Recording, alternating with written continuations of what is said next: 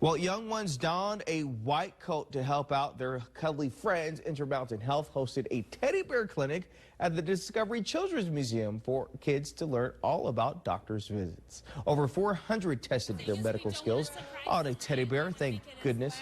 Checking out for everything from x-rays and bandages to medicine. Organizers say this event helps to eliminate a child's fear about going to the doctor's office or hospital. And children are just fearful of the unknown, so they tend to imagine things that are a lot scarier than what actually needs to happen.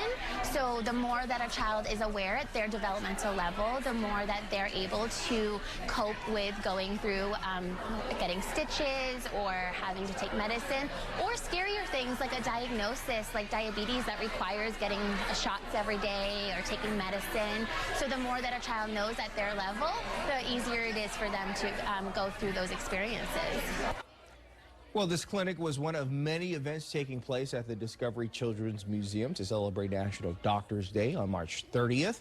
If you're interested in other events, we have a link at news3lv.com to get more information.